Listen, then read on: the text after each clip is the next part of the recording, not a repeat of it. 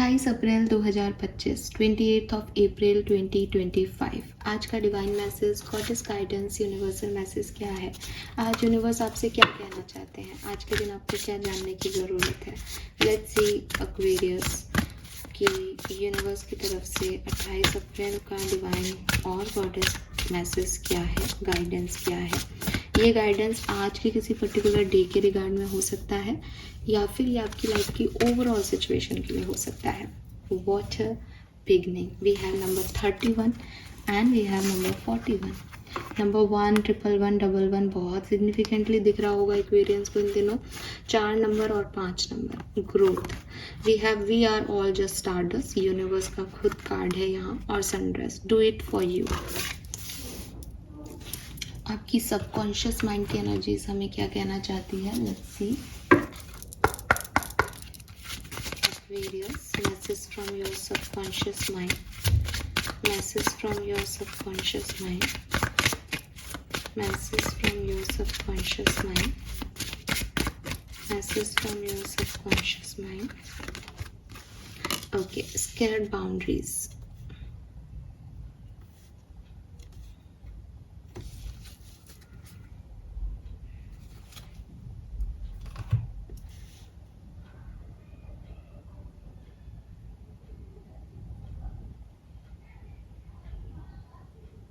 Okay, देखिए Aquarius, कुछ situations आपकी लाइफ की ऐसी हैं जहाँ शायद आप वो भी कर रहे हो जो आपको नहीं करना चाहिए, और इसीलिए ये मैसेजेस यहाँ पे आ रहे हैं। बात करूँगी मैं अभी आगे। पहले अगर हम नंबर्स की बात कर ले तो मुझे नंबर 1, नंबर 11, नंबर 2, ठीक है, ये नंबर बहुत दिख रहे हैं। मुझे सन की एनर्जी बहुत दिख रही है। मे बी आपका मून साइन लियो हो।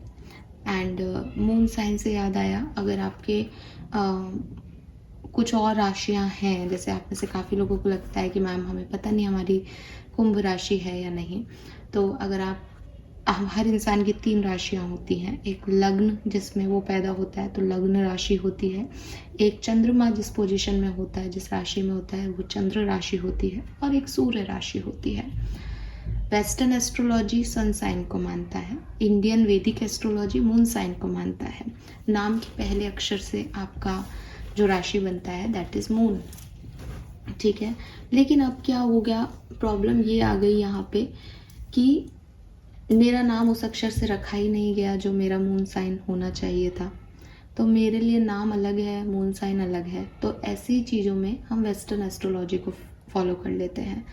जब हम टैरो को सुनते हैं तो टैरो एक वेस्टर्न टूल है, वैदिक एस्ट्रोलॉजी की जैसी गणनाएं नहीं है टैरो में, ठीक है। हालांकि सब इंट्यूटिव है। ज्योतिष शास्त्र भी आप चाहे कितना ही पढ़ लो, लेकिन जो अच्छे पंडित, जो पुराने पंडित है, वो इंट्यूशन से मैसेज देते थे, इसलिए वहाँ आकर के सब एक हो जाते हैं। लेकिन अगर हम अलग अलग देखें कहाँ से उत्पत्ति हुई, तो वेस्टर्न मैथ जो है वो है टैरो। तो यहाँ सन साइन देखना बेटर होता है। और अगर आप मून साइन से देख रहे हो तो भी आप गलत नहीं हो, बिकॉज टैरो तो एक ऐसा टूल है जिसमें मैं आपको 2 कार्ड रख दूं और कहूँ अपने लिए चूज़ करो, और आपके इंस्टिंक्ट आपके लिए वर्क कर रहे हैं और आप सही कार्ड चूज़ करते हो, आपको आपकी पूरी कहानी बता सकती हूँ। तो वही चीज़ है कि टैरो जो है वो तो इंस्टीट्यूशन पे चल रहा है। अगर आपको लग रहा है कि मेरी राशि ये है, आपने फेथ से इस राशि को माना, तो ये आपके लिए हो जाएगी। लेकिन अगर फिर भी आपको लगता है कि नहीं यार वो फलानी राशि भी मेरी है, तो एक और चैनल है मेरा डिवाइन टैरो, उस पर मैं जो है वो मून साइन की रीडिंग में की पोस्ट करना शुरू करूँगी। तो 1 मई से आप वो भी देख सकते हैं। हालांकि मैं आपको लिंक प्रोवाइड कराऊंगी चैनल की कम्युनिटी पे, फिर भी अगर आपको दिखे तो मैं शॉर्ट में रीडिंग करती हूँ वहाँ पे, वो आप देख सकते हैं अलग अलग राशियों के लिए। क्योंकि मैं मई की रीडिंग अब शुरू करूँगी, तो मैं पहले ही बता रही हूँ, पहले इस चैनल पे मई का प्रेडिक्शन पोस्ट करूँगी, फिर वहाँ पे करना शुरू करूँगी। सो ये जो है मुझे नंबर्स यहाँ पे मिल रहे हैं, 31 से 4 और 41 से 5 नंबर भी सिग्निफिकेंट हो सकता है। Colour of the day is yellow golden colour, तो येलो और गोल्डन कलर जो है वो भी सिग्निफिकेंट होंगे।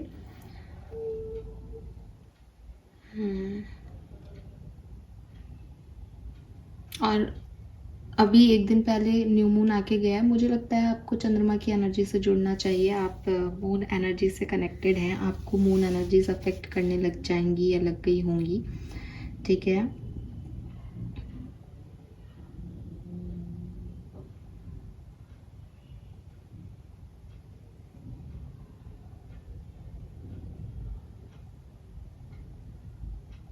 ओके, मैसेज क्या है? पहले तो यूनिवर्स आपको ये बताना चाहते हैं कि बचपन में आपको बताया जाता होगा कि बेटा पृथ्वी एक ग्रह है, उस पे हम रहते हैं, ठीक है। आपने साइंस की बुक में भी यही बातें पढ़ी होगी कि एक प्लैनेट है जो घूम रहा है, और सन भी एक प्लैनेट है, मून भी एक प्लैनेट है, और हम इस धरती पे रहते हैं। फिर जिस भी धर्म के आप हैं उनके भगवान आपको बताए गए होंगे कि ये आपको जो है वो सुन रहे हैं, इनसे प्रे करो। अब बड़े होने पे आपका जो समझ है, जो आपकी नॉलेज है, वो बदल गई है।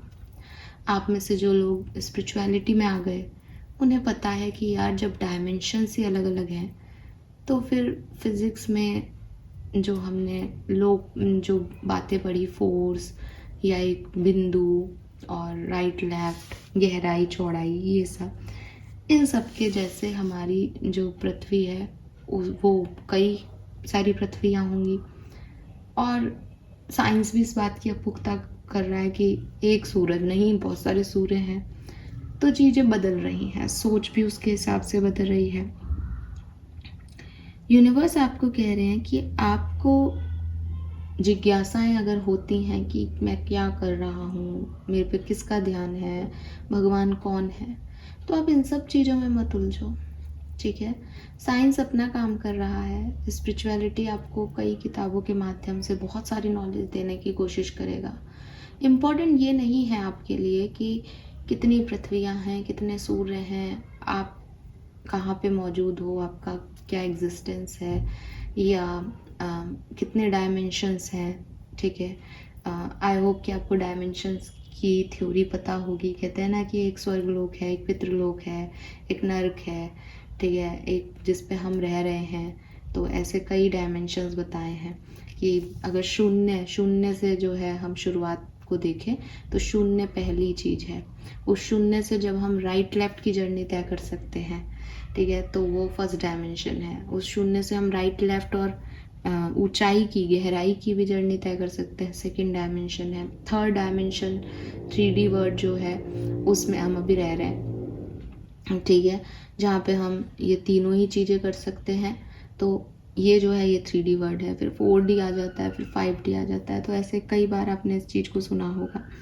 तो ये जो डायमेंशंस हैं बेसिकली, इन पे तो मैं अभी नहीं जा रही हूँ। तो ये जो डायमेंशंस हैं, ये स्पिरिचुअलिटी, वैदिक साइंस और काफ़ी सारे जो किताबें हैं आपकी ज्योतिष की, वो आपको ये बातें बताती है कि टाइम, जो 3D वर्ल्ड है उसमें टाइम जो है वो इन्वॉल्व होता है, कि समय के साथ इतनी गहराई पे जाना, समय के साथ इतने राइट जाना, इतने लेफ्ट जाना, तो समय को भी गिन लिया गया। और बाकी के डायमेंशन में टाइम है ही नहीं, एग्जिस्ट ही नहीं कर रहा। तो यूनिवर्स आपको बस इतना सा बताना चाह रहे हैं कि जितना तुम पढ़ोगे उतना तुमको लगेगा कि तुम अभी इसके बारे में नहीं जानते, ठीक है। लेकिन इम्पॉर्टेंट ये नहीं है कि तुम्हें क्या नहीं पता, इम्पॉर्टेंट ये है कि चाहे 10 सूर्य हो, चाहे 10 पृथ्वियाँ हो, चाहे एक पृथ्वी है और एक सूर्य है, तुम इस यूनिवर्स का एक पार्ट हो। बाकी सारी चीज़ें एक सेकेंडरी चीज़ है। तुम्हारे भगवान कौन से सच्चे हैं, कौन से नहीं, अल्लाह कौन है, कौन नहीं, जीसस क्राइस्ट कहाँ से आए थे, कहाँ चले गए, ये सब तुम अभी नहीं समझ पा रहे हो, तो कोई प्रॉब्लम नहीं है। तुम बस इस बात में विश्वास करो कि इस पूरे ब्रह्मांड में ही कहीं वो सब लोग एग्जिस्ट करते हैं, और इस पूरे ब्रह्मांड में ही तुम भी एग्जिस्ट करते हो, ठीक है। अब तुमको अपनी ज़िंदगी में एक बैलेंस बनाना है। ऐसा नहीं हो कि तुम उनको इतना उन पे इतने डिपेंड हो जाओ कि तुम अपनी एग्जिस्टेंस भूल जाओ। ऐसा भी नहीं है कि तुम अपने आप को इतना जो है सिग्निफिकेंट मान लो कि तुम उनको डिनाई कर दो। तो तुमको इस ब्रह्मांड की एनर्जियों के साथ एक बैलेंस बनाना पड़ेगा। ठीक है।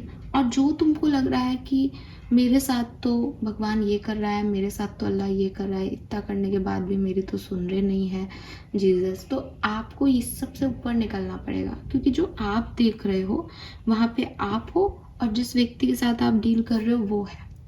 लेकिन यूनिवर्स जहाँ से देख रहे हैं वहाँ से अनेकों ब्रह्मांड हैं, अनेकों एक्वेरियंस हैं। उस एक्वेरियंस अपन इस पृथ्वी पे अलग हैं, अलग पृथ्वी पे अलग हैं, बहुत सारे लोग हैं, बिगर पिक्चर में ये तस्वीरें अलग हैं।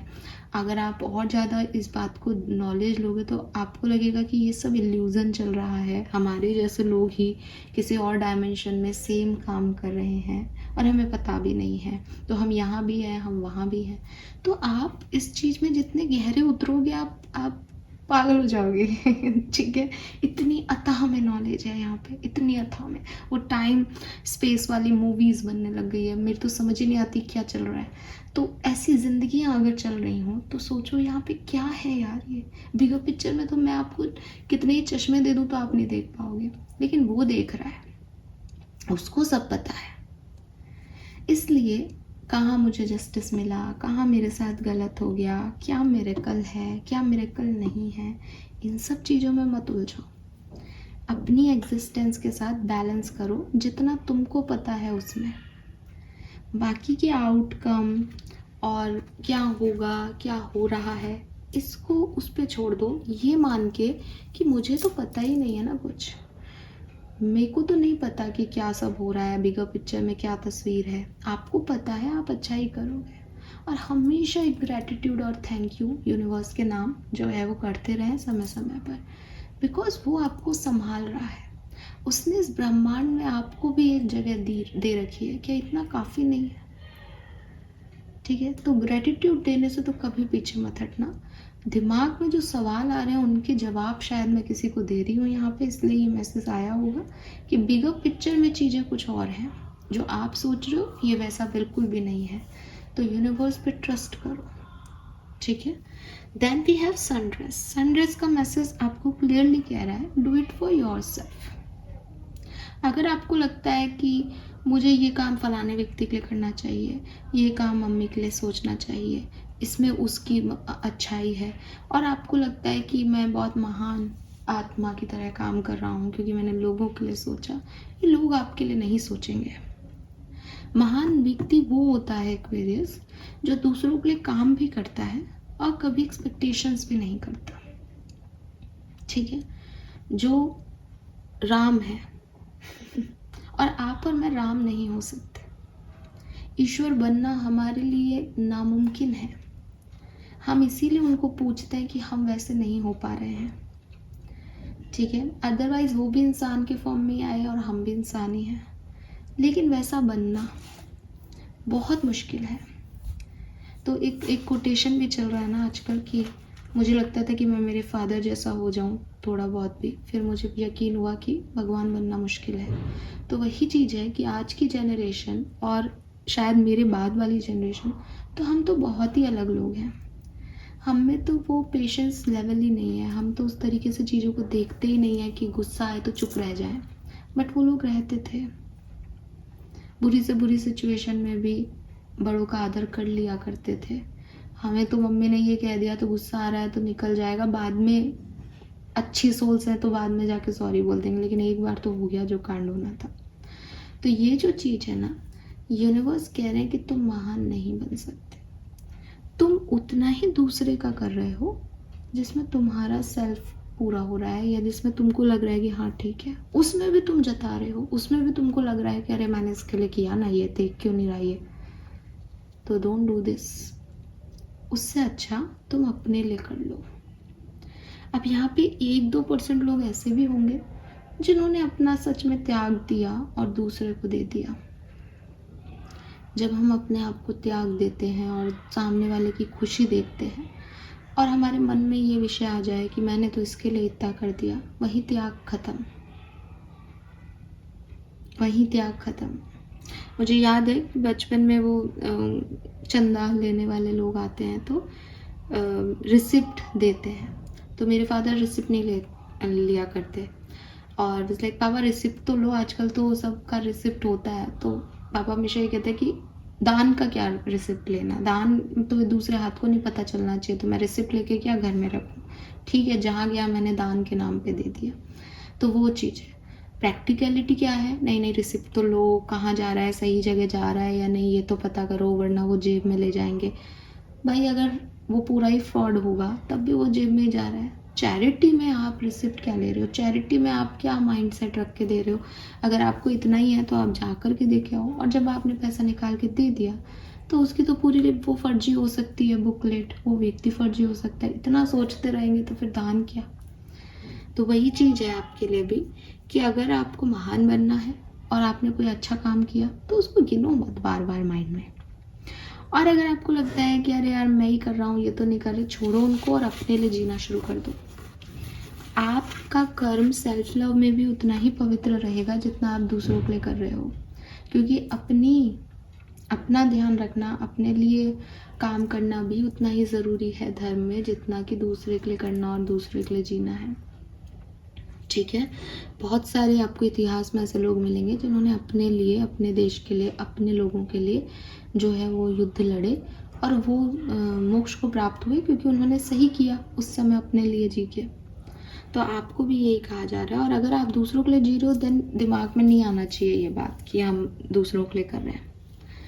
आपका सबकॉन्शियस माइंड भी कहीं ना कहीं आपको कुछ ना कुछ ऐसे ही मैसेज दे रहा है, that is respecting and honouring your limit set you free. अगर आप अपने आप को रिस्पेक्ट करेंगे तो लोग आपको रिस्पेक्ट करेंगे। अगर आप अपने लिए चॉइसेस चूज़ करेंगे तो लोग आज नहीं तो कल उन चॉइसेस पे आपको काम करने देंगे। अगर आप ये सोच रहे हो कि यार मैं ये कर रहा हूँ लेकिन मेरा तो ये करने का मन नहीं है और आप उसको कर रहे हो क्योंकि आपको लग रहा है कि इससे मैं महान हो रहा हूँ, इससे मैं इसका दिल रख रहा हूँ, उसका दिल रख रहा हूँ, जब आप बार बार उसको ये गिना रहे हो कि मैं तेरी वजह से ये कर रहा हूँ, तो ना तो उसका दिल रख रहे हो ना खुद का। तो ये जो आप क्रिएट कर रहे हो ये गलत है। एक लिमिट यहाँ पे आपको बनानी पड़ेगी, सेल्फ केयर करनी पड़ेगी और अपनी रिस्पेक्ट दिखानी पड़ेगी लोगों को कि मैं मेरे लिए ये कर रहा हूँ, मैं मेरे लिए कपड़े खरीद के लाई हूँ, मुझे अच्छा लगेगा कि मैं इसको पहनूंगी, तो मुझे ऐसी ड्रेस चाहिए थी। अब घर में चाहे कितने ही लोग दादा दादी बोल रहे हो कि अरे ये ऐसे कपड़े पहनती है क्या, ये वो, कोई बात नहीं, मैं अपने लिए लाई हूँ, आपके सामने नहीं पहनूंगी, लेकिन मैं उस कपड़े को खरीदूँ ही नहीं। और दादा दादी को ज़िंदगी भर जब तक वो मर नहीं जाए तब तक ये कहूँ आपकी वजह से मैंने वो कपड़ा नहीं खरीदा था, आपकी वजह से मैंने वो कपड़ा नहीं खरीदा था, क्या सेंस है? सो एक लिमिट बनाओ एक्वेरियस, एक लिमिट बनाओ कि मैं किन चीज़ों को अपनी लाइफ में किस तरीके से एंट्री देता हूँ और मैं फिर उस लिमिटेशंस के अंदर अपने आप को फ्री कैसे रखूँ। अगर मैंने दादा दादी के कहने पे कोई काम नहीं किया तो मैं अपने आप को फ्री कैसे रखूँ उस नहीं करने में। अगर मैं फ्री नहीं रख रहा अपने आप को उस नहीं कहने के बाद भी, तो फिर बहुत कंपलसरी है कि मैं उस काम को ना करूँ, क्योंकि आपकी सोल को फ्रीडम चाहिए, आपकी सोल बाउंड होके नहीं रह सकती। आप एक एक्वेरियस हो, एक्वेरियस तो वैसे भी फ्रीडम लवर्स होते हैं। ठीक है, सो ये यूनिवर्स का मैसेज है आपके लिए, बहुत सिग्निफिकेंट। तो अगर आप कुछ काम इसलिए कर रहे हो कि वो लोग कह रहे हैं आपसे, वो अच्छा लग रहा है सोसाइटी में, मत करो, वो डिस्टर्ब कर रहा है आपको भी और सोसाइटी को भी। आपके लिए कर्मा मैसेज क्या है? Flow with the rhythm, dance. तो अगेन लाइफ, ये अगेन यूनिवर्स का मैसेज में भी यही मैसेज था कहीं ना कहीं कि इतना मत सोचो कि क्या, क्यों, कैसे। लाइफ का एक रिदम चल रहा है, बहुत सारे ब्रह्मांड के जो कंपन है वो आपको कहीं ना कहीं ले जा रहे हैं, एक फ्लो में कहीं ना कहीं आपको पहुंचा रहे हैं, आपका पर्पस ऑफ लाइफ सॉल्व करवा रहे हैं, आपको जहाँ जाना है वहाँ लेके जा रहे हैं। बीच बीच में आप रेजिस्टेंस देते हो, रुकते हो, इधर उधर भाग जाते हो, वो वापस अपने ट्रैक पे ले आता है। इस ट्रैक पे ही चलो, दिमाग को ज़्यादा मत थकाओ, परेशान मत करो ये क्यों हो रहा है, वो क्यों हो रहा है, क्योंकि लाइफ अपनी फ्लो के साथ आपको लेके जा रही है। तो आप लाइफ जिसका फ्लो जहाँ है उसी डायरेक्शन में चलते जाओ, उसी रिदम पे चलते जाओ, आपके लिए भी आसान होगा और आपका लाइफ का पर्पस भी रिजॉल्व होता रहेगा। अगर आप लाइफ के पर्पस में नहीं फ्लो करोगे तो डेफिनेटली आपको बार बार इस साइकिल्स में आना पड़ेगा एक्वेरियस। अगर आपको यूनिवर्स ने इस पृथ्वी पे भेजा हो कि बेटा तूने पिछले जन्म में इन सब लोगों को दुख दिया था, जाके अपने कर्मों का भरपाई करके आ जा वापस, फिर शांति से स्वर्ग में बैठ, मोक्ष को पा। तो अब आप यहाँ आ गए, अब आपको लोग जब परेशान कर रहे हैं और आप बार बार उंगली उठा रहे हो, इसको जस्टिस दो ना, इसने मेरे साथ बुरा किया, इसको क्यों नहीं सजा मिल रही, इसने मेरे साथ, अरे भाई आप आए इसलिए हो कि आपके कर्मा कटे, मृत्यु लोक है ना ये। तो जो लाइफ दे रही है उसके फ्लो के साथ बढ़ो एक्वेरियस।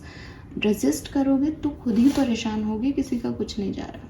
और लाइफ जो दे रही है उसके साथ बढ़ने में सेल्फ केयर बहुत ज़रूरी है, ताकि जब बार बार कुछ हो तो स्टेमिना बना रहे कि मैं मेरे से प्यार करती हूँ ना, ठीक है, मेरे को मेरा ध्यान रखना आता है, वो बहुत ज़रूरी है। फाइन।